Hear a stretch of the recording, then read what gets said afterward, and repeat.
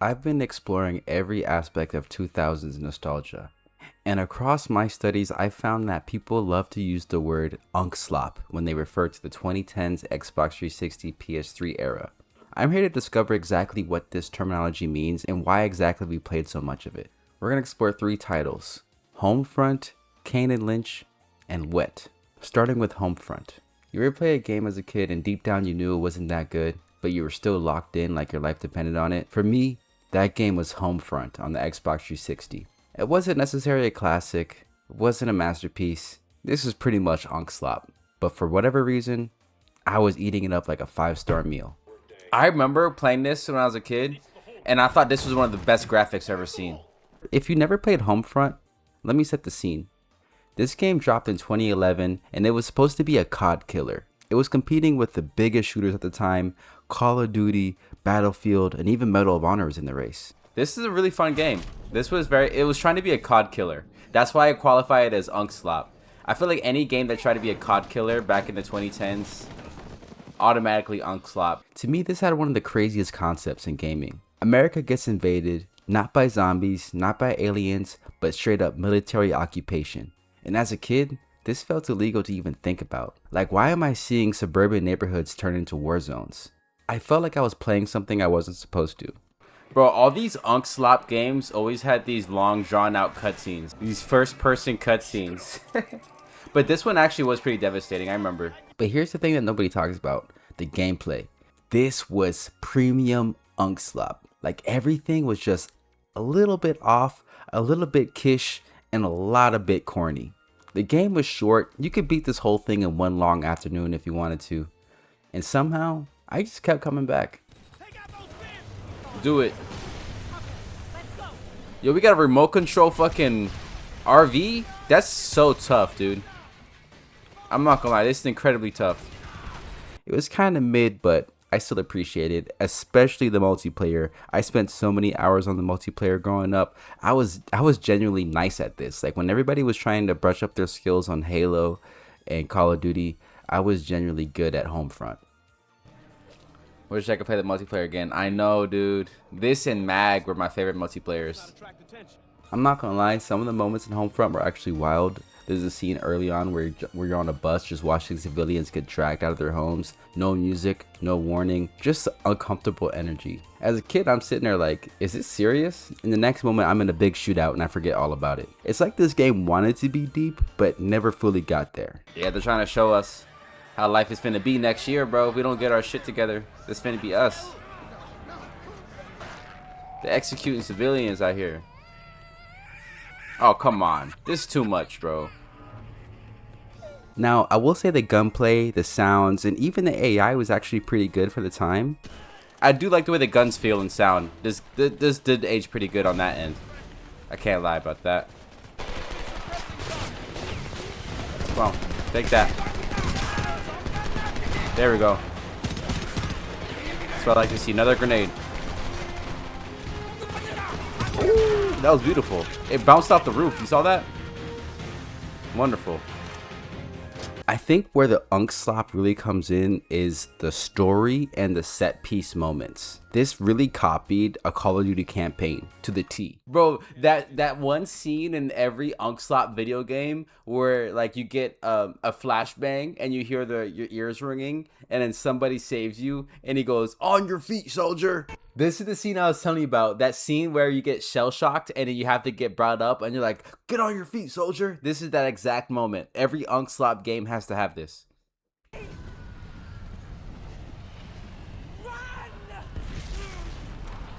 Private, we gotta leave. The Wilhelm scream too. Bro, this is such a Call of Duty campaign, bro. It's not even funny.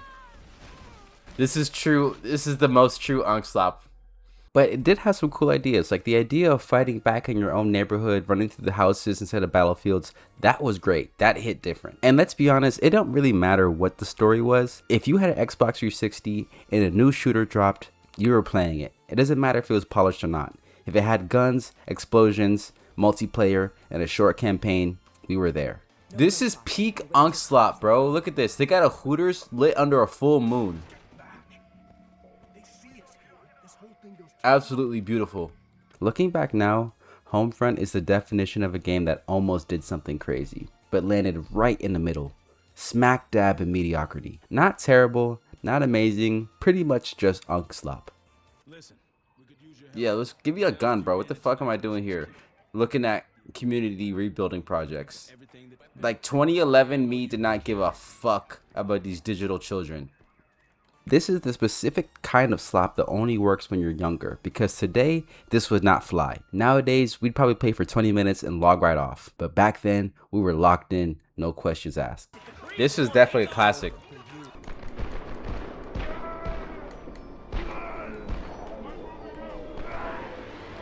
Let's go. Bro, the slow-mo, any type of slow-mo section like that where you gotta shoot your way out, that's Unc Slop right there. Prime Unc Slop. And that's what makes this a true Unc Slop game. It's not about being good. It's about being just good enough. And at the right time in your life. Something about the timing of this game. It exists in our memories just for that moment. Crossroads was my map. Crossroads was my map, bro. Bro, this was that Homefront map, bro. This was the best one. So if you ever played Homefront, just know we were all in the same boat. Eating that slop and enjoying every second of it. This is a very realistic version of like what would happen if we got invaded though. We'd have tunnels, we'd have guns, we'd be figuring that shit out. Every Unc Slop game was basically about how great America is. But then you've got games that didn't even try to feel heroic. They just threw you into chaos and left you there. Kane and Lynch is probably one of the most uncomfortable games I've ever played. Nothing felt smooth, nothing felt controlled, but just pure chaos the entire time. There was a certain type of game on Xbox 360 that didn't feel fun. It felt stressful. Like you weren't enjoying it, you were just surviving it. And Kane and Lynch was the definition of that. Now on paper, this game should have been fire. Two criminals on the run, both completely unhinged, constant shootouts, dark, gritty story. This sounds like a classic, but when you actually play it, something felt a bit off. Not broken, just sloppy. The creme de la creme of Unc Slop. Kane and Lynch, bro. I love this game, bro. I grew up on this heavy. Kane and Lynch is a franchise that mixes Scorsese-style film and Unc Slop gaming. This game arrived at a time where edginess wasn't the counterculture, it was the norm. Yeah, this is that Unc shit. I remember thinking this game was so innovative because it felt like a crime movie that you could play with your homies. I remember playing this game with a homeboy. Like, I think we stayed up for like 5 hours late at night. We played this whole game. And it was a great time. I have a lot of personal bias towards this franchise, but I can't deny that now it is indeed Unc Slop. The controls and gameplay are a bit clunky, and the story could be a bit overdramatic at times. How do I get down? Oh. LB to crouch? Since when was it ever LB to crouch? The fuck is that? But behind all that was a game a lot of people seem to connect with. I remember back in the days of PlayStation Home, I would roam around and ask strangers to play this with me. And sure enough, I never had a problem. Like, I remember playing with randoms online. Like, because I played this on PS Home. I remember I used to walk around PS Home and like try to find somebody to play this game with me. And I remember actually meeting up with a few people and beating this whole game multiple times just based off PlayStation Home. This was the rare type of slop where the game is working, but you don't feel in control. The shooting is clunky, the movement stiff, the teammates absolutely unreliable, and somehow every gunfight turns into chaos immediately. You're getting shot from everywhere, your screen is shaking, your characters are panicking. Instead of feeling a badass, you feel like you made a bad decision to be here. Come on, kill them. Kill him! What the fuck is going on? What am I getting shot out of nowhere for? How, like, literally, I'm gonna go back and watch the footage and see what the fuck shot me and how I would have ever been able to dodge it, because it just came out of nowhere, bro. This game could be beaten in a day, and I personally enjoy that because I like to replay games dozens of times. But there's a part that made it stick with me, and I'm not the only one. The tone was different. It wasn't a power fantasy. Nobody felt like a hero. Kane and Lynch weren't cool. They were just desperate. Damn! Oh, he about to go ballistic.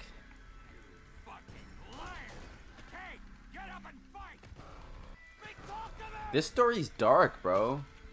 There's moments in this game where everything feels like it's spiraling, and instead of the game slowing down to help you, it just keeps pushing. As a kid, this felt incredibly intense.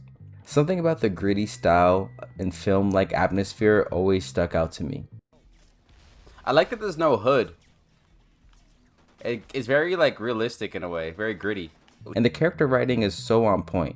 From the moment you meet the titular Kane and Lynch, you know exactly who they are and you instantly pick a favorite. I've always been a fan of Lynch because who doesn't love a loose cannon? And I wouldn't be surprised if Trevor Phillips from GTA 5 was inspired by him. Yeah, Kane was always like an asshole to me, and I know Lynch is like a drug addict, but Lynch was always just more cool. Everything escalates way too fast. It's like this game constantly goes from 0 to 100 and never gives you control of the 100. Bank robberies gone wrong, hostage situations, club shootouts. It's that specific type of game where you remember how it felt more than what actually happened. Oh yeah, one thing I love about this game is the difficulty settings. Because the easiest one is aspirin, then you have codeine, then you have morphine. Looking back, Kane and Lynch wasn't a bad game, but it definitely wasn't smooth either. That's what makes this game Unc Slop. It's not polished, but somehow we still play it all the way through. Unks like me who remember when Netflix was on a disc equally remember the days of Kane and Lynch in the midst of 2010's optimism. Somebody's divorced dad or unusually single Unc played this to get it through. Yes, bro. Yes, I think I've even played this with a divorced dad back in the day, bro. Then on the other side, there's games that felt good to play, like Wet. Now this is a completely different type of Unc Slop, because Wet didn't feel stressful. Wet is a type of game that is trying way too hard to be cool. Swig is useful to numb the pain. Oh yeah, she's an alcoholic. That's like a whole plot line. Bro, alcoholic babes, that's definitely Unc Slop. Yeah, that animation right there. If you never played Wet, just know this game had one goal, to make you feel like you're in an action movie. Slow motion dives, shooting midair, wall running, and samurai swords. On paper, this sounds incredible. And honestly, for a second, it kinda was. Ooh. That shit is tough. I'm not gonna lie, that's pretty badass. Ooh. But then once you really get into the game, you realize this is just stylized Unc Slop. Oh, here we go.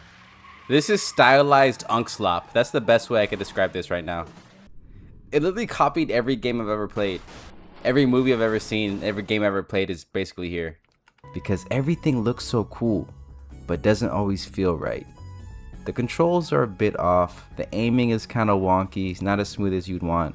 And sometimes you're doing all this crazy slow-mo stuff just to miss every single shot. Ooh.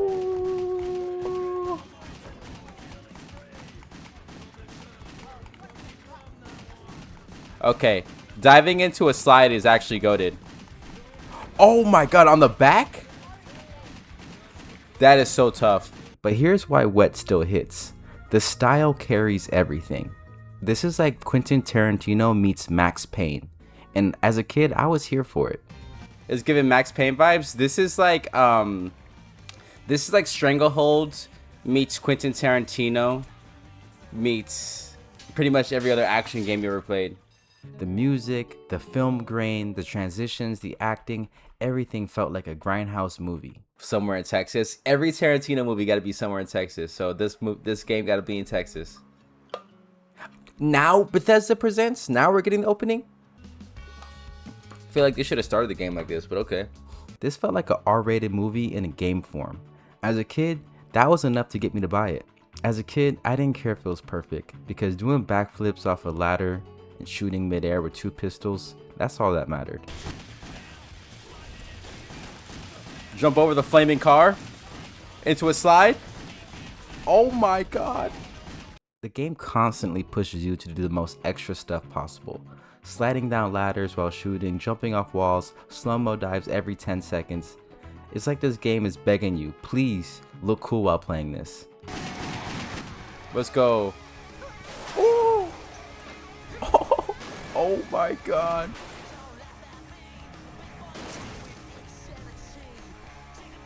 Yeah, this is too fire. And when it works, it feels amazing. But when it doesn't, it's completely unplayable. Bro, one of my biggest pet peeves is whenever you start a video game and it has the best opening level ever, and then the second level is a tutorial. Looking back, Wet is one of those games that felt more like an idea. Although there were some great action sequences, the execution for the most part just wasn't there, and that's what puts it into Unc Slop territory. So I will say this game has one of the worst gaming structures ever. It's like the greatest level of all time, then the next is the worst level of all time, and then now it's like 30 minutes of cutscenes. The pacing is just so off with this, bro. Like, what am I doing? Yeah, like this game is making me question my existence. But you know, sometimes the corniness, the sloppiness, that's what makes it memorable. Even though it wasn't perfect, it was just over the top enough to feel cool. Oh man, I fought hard for this game. I really wanted to like it, but this is a mess, bro. Wet is one of those games that it has some of the highest highs and the lowest lows. But either way, I'm glad to have played it. Oh my lord. Okay, this game is 10 out of 10, bro. What the fuck?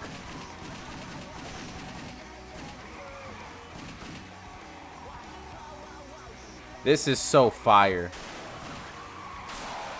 Uncharted 2 could never. In this era, if a game had guns, slow motion, and a halfway serious tone, we were buying it. Looking back at all three games, they all had the same problem, but in completely different ways. Homefront felt bigger than it actually was. Kane and Lynch felt worse than it actually needed to be, and Wet felt cooler than it actually played. But somehow, that's exactly why it stuck with me, because these weren't perfect games.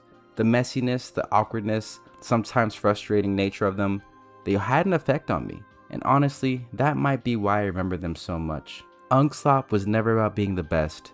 They're just about being memorable enough and at the exact right time in your life. So if you ever played any of these games, just know you weren't alone.